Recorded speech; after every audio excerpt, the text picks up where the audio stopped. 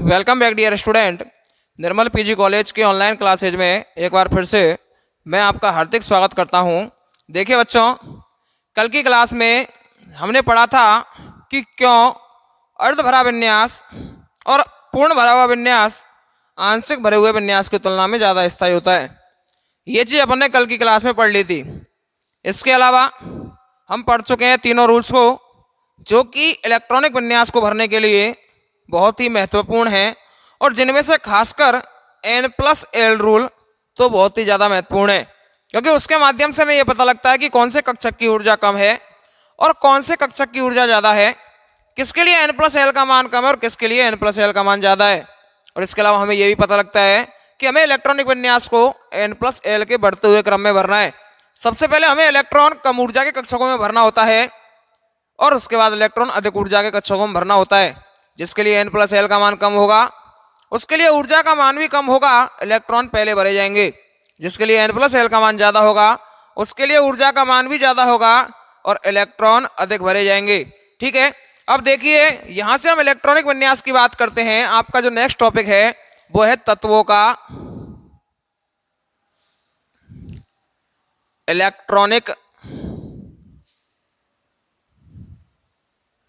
विन्यास, या हम कह सकते हैं electronic configuration of the element.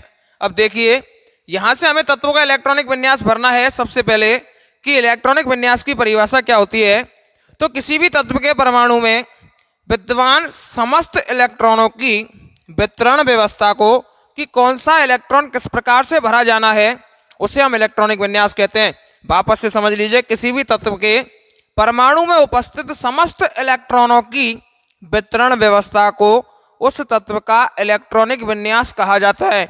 Electronic विन्यास को N+L के बढ़ते हुए क्रम में भरा जाता है। ठीक है, सबसे पहले हम बात करें हाइड्रोजन से लेकर और नियोन तक के इलेक्ट्रॉनिक विन्यास की, तो सबसे पहले अपन देखते हैं हाइड्रोजन। हाइड्रोजन का परमाणु क्रमांक होता है 1। इसका मतलब इसके इलेक्ट्रॉनिक विन्यास में हमें केवल एक इलेक्ट्रॉन भरना है, जिसे हम किस प्रकार से भर सकते हैं। देखिए ये हाइड्रोजन है, हम जानते हैं सबसे पहले इलेक्ट्रॉन 1s में आएगा। हमने इलेक्ट्रॉन भर दिया 1s1। इसे हम दो तरीके से प्रदर्शित कर सकते हैं। एक तो इसके उपकोष के ऊपर या इसके कक्षक के ऊपर इलेक्ट्रॉनों की संख्या को रख दीजिए। दूसरा इसे प्रदर्शित करने का तरीका है कि कक्षक बनाकर 1s कक्षक बनाकर उसमें एक इलेक्ट्रॉन रख दीजिए। आप किसी भी प्रकार से इलेक्ट्रॉनिक विन्यास को शो कर सकते हो, लेकिन मोस्टली हम प्रतीकों के माध्यम से इलेक्ट्रॉनिक विन्यास को शो करते हैं। ठीक है, यहाँ पर हमने 1s1 जो इलेक्ट्रॉनिक विन्यास उसको डायग्राम में भी शो कर दिया। इसके बाद हम बात करते हैं हीलियम की, जो कि एक अक्रिय गैस है। देखिए 1s2, यहाँ पर ये जो 1s ऑर्बिटल है इसको इस प्रकार से प्रदर्शित किया जाता है कि दो इलेक्ट्रॉन भरने हैं। एक इलेक्ट्रॉन तो इस स्पिन में और दूसरा इलेक्ट्रॉन विपरीत स्पिन में या अपोजिट स्पिन में भरा जाता है। इसे कौन सा नियम बोलता है? हम अगर बात करें पाउली के अपवर्जन नियम की, तो पाउली ने अपने अपवर्जन में नियम में कहा था कि चारों की चारों क्वांटम संख्याएं किसी भी एक कक्षक में उपस्थित दोनों इलेक्ट्रॉनों के लिए समान नहीं हो सकती हैं। इसलिए हमने इनको विपरीत चक्रण के साथ भरा है कि यदि तीन क्वांटम संख्याएं समान है भी तो कम से कम स्पिन क्वांटम संख्या समान ना हो, और वास्तव में इनके लिए 3 क्वांटम संख्याएं समान है। अगर मैं बात करूं इस पहले इलेक्ट्रॉन की, तो इस पहले इलेक्ट्रॉन के लिए n का मान 1 क्योंकि 1s कक्षक है, l का मान 0 क्योंकि s कक्षक है, इसके अलावा m का मान 0 और s का मान +½ है। लेकिन बात करें इस दूसरे इलेक्ट्रॉन की, तो n बराबर तो वही 1 क्योंकि अभी भी 1s कक्षक है, l बराबर 0, m बराबर 0, लेकिन s बराबर क्या हो जाएगा यहाँ -½ इस वजह से दोनों ही इलेक्ट्रॉनों को विपरीत चक्रण के साथ भरा जाता है, जिससे कि ये चारों की चारों क्वांटम संख्याएं का ना हो, समान ना हो। ठीक है, तो यहाँ हमने 2 इलेक्ट्रॉन भर दिए एक ही 1s कक्षक में, दोनों इलेक्ट्रॉनों को विपरीत चक्रण के साथ भर दिया है। किस प्रकार से? हमने 1s कक्षक बनाया और दोनों इलेक्ट्रॉनों को विपरीत चक्रण के साथ भर दिया। अब बात आती है परमाणु क्रमांक 3 लिथियम की, जो कि परमाणु क्रमांक 3 है 1s2, और उसके बाद कौन सा आएगा? 1s के बाद 2s, क्योंकि हम N+L रूल पढ़ चुके हैं इसलिए आपको पता होना चाहिए, और कम से कम 30 तक के परमाणु क्रमांक का तो आपको पता ही होना चाहिए। तो 1s2, 2s2 लिखें या 1 लिखें, तो आप इलेक्ट्रॉन की संख्या आपके सामने परमाणु क्रमांक के बराबर ही होती है। तो 3 इलेक्ट्रॉन है इसलिए 1s2, तो 2s में केवल 1, क्योंकि हमारे पास इलेक्ट्रॉन ही टोटल कितने हैं 3, इसलिए 1s2 और 2s1। तो यहाँ पर इलेक्ट्रॉनिक विन्यास कैसे भरेंगे, ये 1s हो गया, 1s और 2s, और चूंकि 2p कक्षक चालू हो चुका है इसलिए हम यहाँ पर 2p भी बना देंगे। 2p की बात करें तो देखिए यहाँ पर 1s में 2 इलेक्ट्रॉन, 2s में 1 इलेक्ट्रॉन, और 2p कक्षक वैकेंट होता है। अतः हम कह सकते हैं कि लिथियम के पास में वैकेंट p ऑर्बिटल प्रेजेंट होते हैं। क्या होते हैं, इनके पास वैकेंट p ऑर्बिटल प्रेजेंट होते हैं। क्यों, क्योंकि दूसरा कक्षक जब चालू हो गया तो दूसरे के साथ 2p भी आएगा, लेकिन 2d होता ही नहीं है। अगर 2d होता तो 2d भी आता। अब देखिए हम बात करें चौथे परमाणु क्रमांक की, ये कौन सा होगा आपका बेरिलियम। परमाणु क्रमांक 4 1s2, 2s में अब की बार दोनों के दोनों इलेक्ट्रॉन आ जाएंगे। दोनों के दोनों इलेक्ट्रॉन कैसे आ गए, क्योंकि यहाँ पर 4 इलेक्ट्रॉन है, यहाँ पर केवल 3 इलेक्ट्रॉन थे इसलिए 1 इलेक्ट्रॉन आया। यहाँ पर 4 इलेक्ट्रॉन है इसलिए 2 इलेक्ट्रॉन आ गए। इसके इलेक्ट्रॉनिक विन्यास की बात करें तो ये देखिए 1s2 और 2s2, 2p यहाँ पर भी क्या रहेगा, वैकेंट रहेगा। ये 1s2 और ये 2s2, 2p यहाँ पर भी वैकेंट रहेगा, खाली रहेगा। अब हम बात करते हैं पांचवें कक्षक के लिए। अब हम बात करते हैं पांचवें कक्षक के लिए इसका नाम क्या है, बोरॉन, जिसका परमाणु क्रमांक 5, 5 एटम, 1s2, 2s2। इसके बाद इलेक्ट्रॉन किस में आएगा, 2p में या 3p में। जब आप n+l का मान निकालोगे तो आपको पता लगेगा कि इसमें आने वाला इलेक्ट्रॉन 2p ऑर्बिटल में आने वाला है, जो कि अब तक खाली थे, उनमें अब क्या आ जाएगा, 1 इलेक्ट्रॉन आ जाएगा। ये हमने इलेक्ट्रॉनिक विन्यास। 1s में कितने इलेक्ट्रॉन हैं, 2, दोनों इलेक्ट्रॉन भर दिए। 2s में कितने इलेक्ट्रॉन है, 2, दोनों इलेक्ट्रॉन भर दिए। और 2p में कितने इलेक्ट्रॉन है, यहाँ पर 1, तो हमने 2p में इलेक्ट्रॉन भर दिया। That's clear. तो यहाँ पर हमारे पास जो इलेक्ट्रॉन भरा गया वो भरा गया 1s2, 2s2, 2p1, और हम इसे 2px1 भी लिख सकते हैं, इसे px, py, pz भी लिख सकते हैं, लेकिन हमें ऐसा नहीं लिखना है। इलेक्ट्रॉनिक विन्यास में आपको इस प्रकार ही लिखना है 2p1। अब देखिए छठा एटम जो होता है, या 6 परमाणु क्रमांक वाला एटम होता है कार्बन, जिसका परमाणु क्रमांक है आपका, जिसका इलेक्ट्रॉनिक विन्यास है 1s2, 2s2 और 2p2। क्यों, क्योंकि 2 और 2 4, और यहाँ पर 2 इलेक्ट्रॉन बचे थे जो हमने p ऑर्बिटल में भर दिए, जो कि बेरिलियम तक खाली थे। बेरिलियम तक p ऑर्बिटल खाली हैं, वैकेंट p ऑर्बिटल पाए जाते हैं। लिथियम में भी वैकेंट p ऑर्बिटल पाया जाता है और बेरिलियम में भी वैकेंट p ऑर्बिटल पाया जाता है। अब देखिए इसके बाद अगर हम बात करें p ऑर्बिटल की, तो ये जो वैकेंट p ऑर्बिटल था उसमें 1 इलेक्ट्रॉन आ गया बेरिलियम में, और दूसरा इलेक्ट्रॉन किस में आ गया, कार्बन में। ये 1s की बात थी, तो 1s में 2 इलेक्ट्रॉन, 2s में 2 इलेक्ट्रॉन, और 2p की बात करें तो 2p में कितने इलेक्ट्रॉन आ गए, 2 इलेक्ट्रॉन आ गए। कितने आ गए, 2p में 2 इलेक्ट्रॉन आ गए। यहाँ पर हमारे पास 2 तरह की पॉसिबिलिटी बनती हैं। एक पॉसिबिलिटी तो ये कि इन इलेक्ट्रॉनों को इस प्रकार से भरा जाए, और दूसरी पॉसिबिलिटी ये कि इन इलेक्ट्रॉनों का युग्मन कर दिया जाए। वापस से समझ लीजिए कि हमारे पास यहाँ पर 2 तरह की पॉसिबिलिटी बनती हैं। पहली पॉसिबिलिटी क्या बोलती है, पहली पॉसिबिलिटी में तो इलेक्ट्रॉनों को अलग अलग भरा जाए, अयुग्मित रूप में भरा जाए, और दूसरी पॉसिबिलिटी कहती है कि दोनों ही इलेक्ट्रॉनों का युग्मन कर दिया जाए, लेकिन according to Hund maximum multiplicity principle, Hund के अधिकतम बहुलकता के नियम के अनुसार हम कह सकते हैं कि इलेक्ट्रॉनों का सर्वप्रथम समांतर चक्रण के साथ क्या करना है, अयुग्मन करना है। उसके बाद अगर कक्षकों की संख्या के बराबर इलेक्ट्रॉन है और उससे ज़्यादा इलेक्ट्रॉन है, यदि कक्षकों की संख्या से ज़्यादा इलेक्ट्रॉन अगर आते हैं तो इलेक्ट्रॉनों का युग्मन करना है। यहाँ पर इलेक्ट्रॉन केवल 2 ही हैं जो कि अयुग्मित रूप से भरे जा सकते हैं, उनका युग्मन करना जरूरी नहीं है, इसलिए हम इसका अयुग्मन ही रखेंगे। क्यों रखेंगे, क्योंकि इनकी मल्टीप्लिसिटी का मान ज़्यादा होगा। जितने ज़्यादा अयुग्मित इलेक्ट्रॉन होंगे उनकी मल्टीप्लिसिटी का मान भी बच्चों उतना ही ज़्यादा होगा। ठीक है, तो यहाँ पर हम क्या करेंगे, इनका युग्मन नहीं करेंगे, इन्हें अयुग्मित रूप में ही इलेक्ट्रॉनों को भरे हुए रखेंगे। अब बात आती है सातवां एटम। सातवां एटम कौन सा है आपका, एक बार इसको साफ कर लें।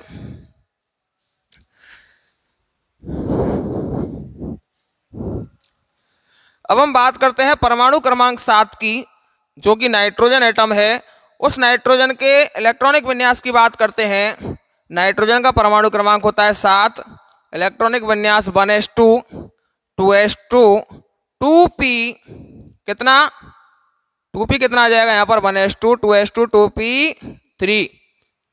2 और 2 4 और 3 7 इलेक्ट्रॉन। इलेक्ट्रॉन किस प्रकार से भरने हैं, ये 1s कक्षक 2 इलेक्ट्रॉन, ये 2s कक्षक इसमें भी 2 इलेक्ट्रॉन, और ये 2p कक्षक में भी आपको 2 इलेक्ट्रॉन भर देने हैं, 3 इलेक्ट्रॉन। तो 1s2, 2s2, 2p3। यहां पर अगर बात करें तो नाइट्रोजन में p ऑर्बिटल अर्ध भरा हुआ विन्यास है, p ऑर्बिटल अर्ध भरा है, इसलिए ये क्या होगा, एक स्थायी विन्यास होगा। ठीक है, इसके बाद हम बात करें 8वां, ऑक्सीजन की परमाणु क्रमांक 8। यहां से अगर देखें तो 1s2, 2s2, 2p4। यहां पर जो कक्षक आएंगे, इलेक्ट्रॉन आएंगे, वो कितने आएंगे, 2p4। हम इलेक्ट्रॉन भरेंगे किस प्रकार से, वही 1s2, 2s2, 2p4। ठीक है, उसके बाद हम बात करते हैं 9वां, फ्लोरीन परमाणु क्रमांक 9, 1s2, 2s2, 2p5, 5 और 2 7 और 2 9। आपको भर देने इलेक्ट्रॉन 1s2, 2s2 और ये 2p5, p में 5 इलेक्ट्रॉन कर देने। ये क्या हो गया आपका 2p5। अब बात करते हैं लास्ट आपका 10वां, नियोन की परमाणु क्रमांक 10, जो कि एक इनर्ट गैस है, अक्रिय गैस है। क्या है ये, एक अक्रिय गैस या इनर्ट गैस है। इलेक्ट्रॉनिक विन्यास 1s2, 2s2, 2p6। 1s में 2 इलेक्ट्रॉन आ गए, 2s में 2 इलेक्ट्रॉन आ गए, और 2p में भी कितने इलेक्ट्रॉन आ जाएंगे, 3 इलेक्ट्रॉन आ जाएंगे। ये आपका क्या हुआ, इसका इलेक्ट्रॉनिक विन्यास हुआ। तो यहां तक अगर अपन देखें, 1s ऑर्बिटल, 2s ऑर्बिटल और 2p ऑर्बिटल पूरी तरह से भर चुके हैं, या हम कह सकते हैं फुलफिल्ड हो चुके हैं। अब इनमें इलेक्ट्रॉन आने की कोई गुंजाइश ही नहीं है, इसलिए हम कह सकते हैं कि नियोन तक 2p और 2s और 1s, या कह सकते हैं पहला कोष और दूसरा कोष पूरी तरह से भर चुका है। अब जो आने वाले इलेक्ट्रॉन हैं, वो आने वाले इलेक्ट्रॉन तीसरे कोष में आएंगे।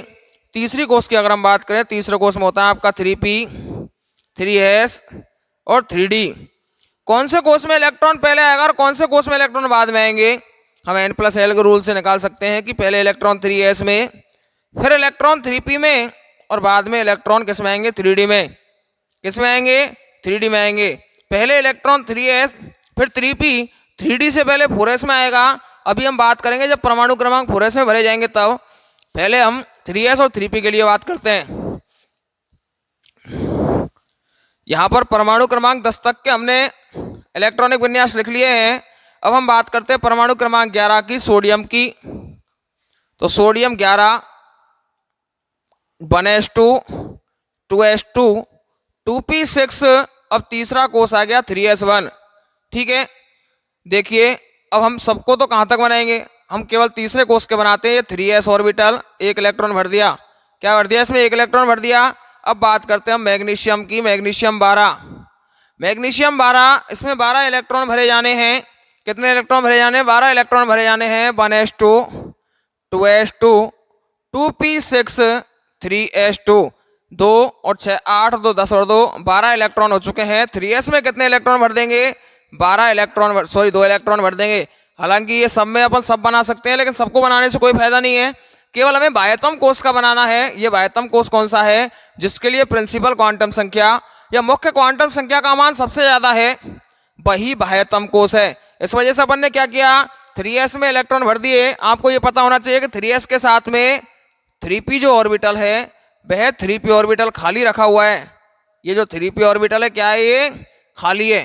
ठीक है, अब देखिए हम बात करते हैं नेक्स्ट एल्यूमिनियम की। 13, 1s2, 2s2, 2p6, 3s3 आएगा ही नहीं। 1s2, 2s2, 2p6, 3s2, 3p1। क्या आ गया, 3s2, 3p1।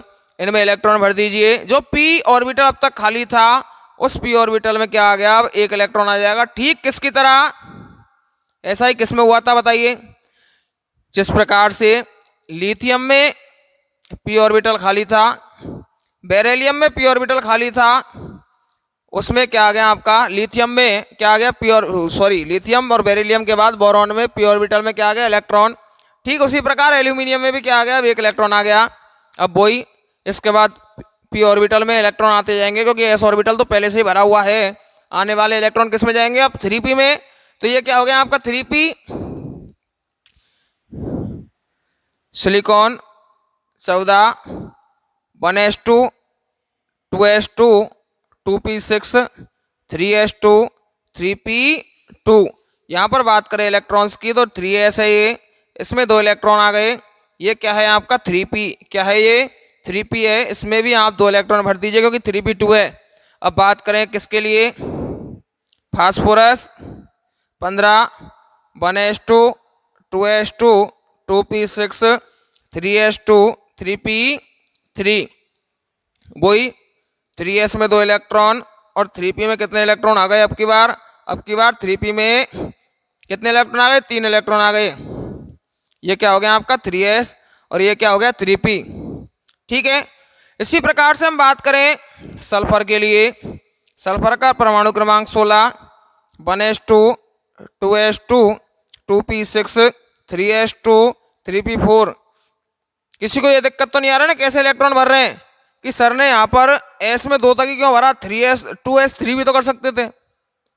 किसी के दिमाग में आ रहा हो कि 2s3 भी कर सकते थे या 2p7 भी कर सकते थे, लेकिन ऐसा किया ही नहीं है। क्यों भाई, कई लोग ऐसे भी होंगे, भाई इसमें कोई गलती नहीं है, देखो शर्म की कोई बात नहीं है, नहीं आता तो नहीं आता, इसमें कोई बड़ी बात भी नहीं है, सबसे नहीं आता, स्टार्टिंग में कोई पेट से सीख के नहीं आता है।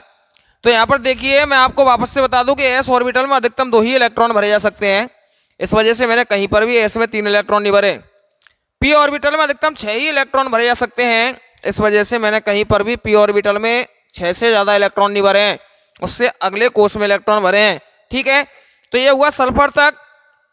सल्फर की बात करें, इसमें क्या हुआ आपका, ये 3s में 2 इलेक्ट्रॉन और 3p में कितने इलेक्ट्रॉन आ जाएंगे आपके, 4 इलेक्ट्रॉन आ जाएंगे। इसके बाद हम बात करेंगे किसकी, क्लोरीन की। किसकी बात करेंगे, इसके बाद क्लोरीन की बात करते हैं। क्लोरीन का 17 परमाणु क्रमांक 1s2, 2s2, 2p6, 3s2 और 3p कितना, 2 और 2 4 और 6 10 और 2 12, कितना हो गया यहाँ पर 3p5। 5 इलेक्ट्रॉन आए, हमने 3s2 कर दिया, ये 5 इलेक्ट्रॉन इस प्रकार से भर दिए। That's clear. इसके बाद हम बात करते हैं आगे, अगला एटम कौन सा आपका, आर्गन।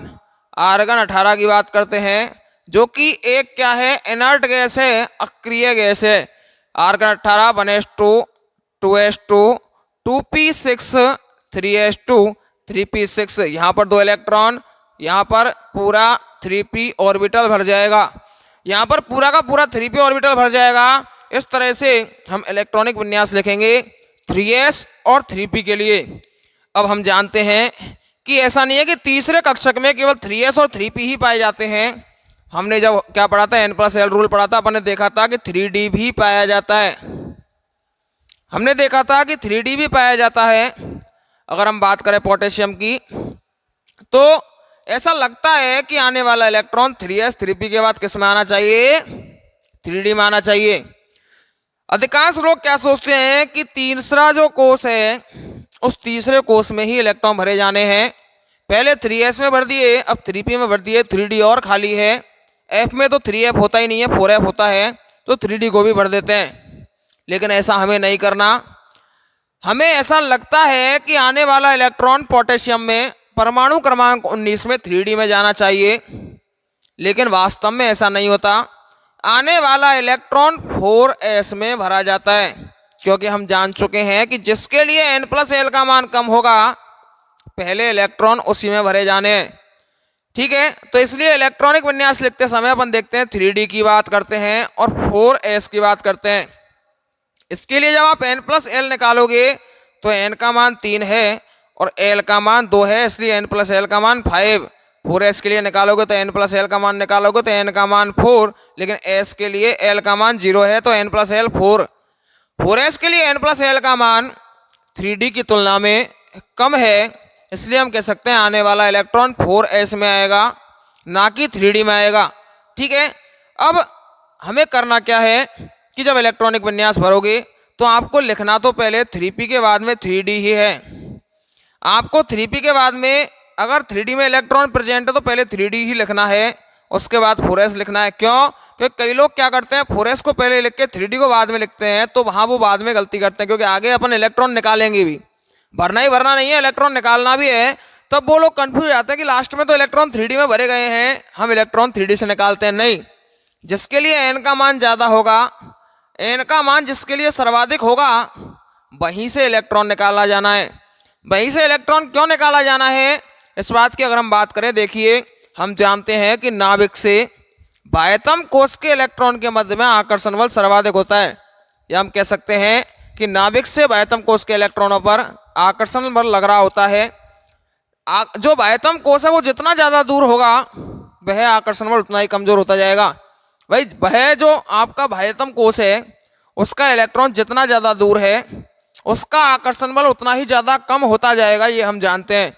ठीक है, इसलिए जैसे जैसे कोश की संख्या बढ़ती है, जैसे 3d और 4s, तो चाहे इलेक्ट्रॉन 4s में पहले भरा जाना है n प्लस एल के हिसाब से, लेकिन जब निकालेंगे तो आपको केवल n का मान देखना है, केवल कोश की संख्या देखनी है कि किस में से इलेक्ट्रॉन पहले निकाला जाए। वहां पर आप 4s से इलेक्ट्रॉन पहले निकालोगे, क्योंकि बाह्यतम कोश आउटरमोस्ट सेल कौन सी है, केवल 4s। आप 3d को आउटर मोस्ट सेल समझते हो, लेकिन क्या ऐसा हो सकता है कि तीसरे कोश से पहले चौथा कोश आ जाए? नहीं, बाह्यतम कोश जो है वह ऑलवेज हमेशा 4s ही रहेगा, 3d कभी नहीं होगा। ये अलग बात है कि आने वाला इलेक्ट्रॉन पहले 4s में आए 3d से पहले। इलेक्ट्रॉन भरना एक अलग कॉन्सेप्ट है और इलेक्ट्रॉन को निकालना एक अलग कॉन्सेप्ट है। इलेक्ट्रॉन भरे तो n प्लस एल रूल के नियम से जाते हैं, लेकिन निकाले नाभिक और बाह्यतम कोश के इलेक्ट्रॉन के मध्य आकर्षण बल से जाते हैं। चौथा कोश बाह्यतम कोश होता है, इसलिए हमेशा हमें बाह्यतम कोश से इलेक्ट्रॉन निकालने हैं। ऐसा नहीं करना कि 3d से इलेक्ट्रॉन निकाल दें, किसकी जगह, 4s की जगह। ठीक है, तो ये हमें बिल्कुल नहीं करना है। ये हमने देख लिया किस कहाँ तक, आर्गन तक के इलेक्ट्रॉनिक विन्यास देख लिए। अब हम 2 इलेक्ट्रॉनिक विन्यास और देख लेते हैं, 20 तक के आज कंप्लीट करते हैं।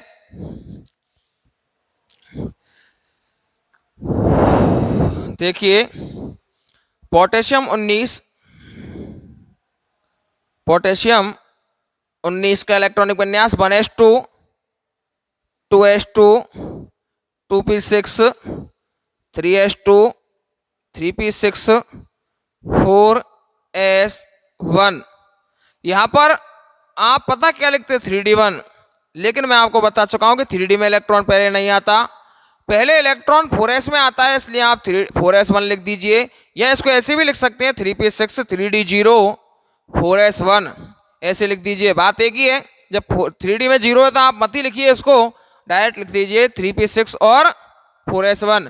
ठीक है, अब देखिए यहां तक हमने इलेक्ट्रॉन भर दिया, आने वाला इलेक्ट्रॉन किस में आया, 4s में आया, चौथे कोश में आया। अब अगर मैं k से एक इलेक्ट्रॉन बाहर निकालना चाहूं, k से इलेक्ट्रॉन को बाहर निकालना चाहूं, तो इलेक्ट्रॉन 3p से निकलेगा या 4s से निकलेगा, बताइए। मैंने क्या बोला है कि यदि मैं पोटेशियम से एक इलेक्ट्रॉन बाहर निकालना चाहता हूं, k से k प्लस बनाना चाहता हूं, तो निकलने वाला इलेक्ट्रॉन बाह्यतम कोश से निकलेगा, 4s से निकलेगा, इसलिए ये इलेक्ट्रॉन बाहर निकलेगा और क्या बन जाएगा, k प्लस। हमें तीसरे कोश से इलेक्ट्रॉन नहीं निकालना, हमें हमेशा बाह्यतम कोश से आउटरमोस्ट सेल से इलेक्ट्रॉन निकालना है, इसलिए 4s से इलेक्ट्रॉन बाहर निकल जाएगा। अब बात करते हैं कैल्शियम के लिए। कैल्शियम का परमाणु क्रमांक होता है 20, 1s2 2s2 2p6 3s2 3p6 4s2। यहाँ पर 4s कक्षक भी आपका क्या भर चुका है, पूरा भर चुका है। यहाँ पर ये इलेक्ट्रॉनिक विन्यास क्या हुआ आपका 4s2, लिखने वाले इसको 3p6 3d0 और 4s2 भी लिख सकते हैं, चूंकि 3d में इलेक्ट्रॉन ही नहीं है, 3d में 0 इलेक्ट्रॉन है, इसलिए आपको यहाँ पर कोई आवश्यकता नहीं है कि आप उसको 3d0 लिखो, आप डायरेक्ट लिख दीजिए 3p6 और 4s2। ठीक है, तो ये जो हमने आज पढ़ा ये थे इलेक्ट्रॉनिक विन्यास भरना। आपको ये पता लग गया होगा कि क्यों हम 3D में इलेक्ट्रॉन पहले नहीं भरते, पहले 4s में इलेक्ट्रॉन भरते हैं, लेकिन निकालते टाइम हम किससे 4s से इलेक्ट्रॉन निकालते हैं। ऐसा क्यों होता है? क्योंकि बाह्यतम कोश के इलेक्ट्रॉन पर वह जितना ज़्यादा कोश वाला होगा, कोश की संख्या बढ़ने पर नाभिक का आकार, परमाणु का आकार बढ़ेगा, बाह्यतम कोश से आकर्षण बल का मान कम होता जाएगा। इस वजह से हम हमेशा जो इलेक्ट्रॉन बाहर निकालेंगे वो निकलने वाला इलेक्ट्रॉन हमेशा ही क्या होगा, आउटर मोस्ट सेल का होगा, बाह्यतम कोश का होगा। आपको ऐसा कभी नहीं करना है कि अंदर वाले कोश के इलेक्ट्रॉन को आप निकालने लग जाओ और बाह्यतम कोश का जो इलेक्ट्रॉन है उस बाह्यतम कोश के इलेक्ट्रॉन को निकाले नहीं। ठीक है, तो इस प्रकार से आपको केवल बाह्यतम कोश का इलेक्ट्रॉन निकालना है। हमने आज की क्लास में परमाणु क्रमांक 1 से लेकर परमाणु क्रमांक 20 तक के इलेक्ट्रॉनिक विन्यासों को लिखना सीख लिया है। अब जो कल की क्लास में हम बात करने वाले हैं वो परमाणु क्रमांक 21 से परमाणु क्रमांक 30 तक बात करेंगे। 21 से 30 तक के तत्वों को हम प्रथम संक्रमण श्रेणी के तत्व भी कहते हैं, या फर्स्ट ट्रांजिशन सीरीज के तत्व कह सकते हैं, या कह सकते हैं कि डी ब्लॉक एलिमेंट्स कहते हैं। डी ब्लॉक एलिमेंट्स में आपकी 4 श्रेणियां होती हैं, 3D, 4D, 5D और 6D। लेकिन आपको यहाँ तक केवल 3D का ही इलेक्ट्रॉनिक विन्यास पढ़ना है। आप चाहो तो आगे भी लिख सकते हो, क्योंकि आपके पास N+L रूल है, आप आसानी से लिख सकते हो। लेकिन 3D, 4D और 5D में कुछ एक्सेप्शन भी होते हैं, कुछ अपवाद भी होते हैं। वो जो अपवाद होंगे उन अपवादों को आपको वैसे तो फर्स्ट ईयर में पढ़ना नहीं है, लेकिन फिर भी मैं आपको बता दूंगा कि कौन कौन से अपवाद हैं और कहाँ से इलेक्ट्रॉन निकलेगा, कहाँ से इलेक्ट्रॉन प्रवेश करेगा, पहले कौन से कक्षक में इलेक्ट्रॉन भरा जाएगा और बाद में कौन से कक्षक में इलेक्ट्रॉन भरा जाएगा। ये सारी चीजें आपको ध्यान रखते हुए और खासकर आप बहु के तीनों नियमों को ध्यान रखते हुए उनमें से भी N+L रूल को मेनली हमें फोकस करना है, ध्यान रखना है। उनको ध्यान रखते हुए ही हमेशा इलेक्ट्रॉनिक विन्यास भरना है। वैसे आपसे इलेक्ट्रॉनिक विन्यास से क्वेश्चन नहीं पूछा जाएगा, लेकिन जब भी आप किसी भी कॉम्पिटिटिव एग्जाम में बैठोगे तो आपको इस आवर्त सारणी से या इलेक्ट्रॉनिक विन्यास से कम एक क्वेश्चन देखने को तो मिलता ही मिलता है। इसलिए आपको ऐसा नहीं समझना है कि इंपॉर्टेंट नहीं है, ये भी हमारे लिए बहुत इंपॉर्टेंट है। ठीक है, तो आज की क्लास में हमने 20 तक के परमाणु क्रमांक पढ़े, कल पढ़ते हैं 21 से 30 तक। आज के लिए इतना ही, बहुत बहुत धन्यवाद।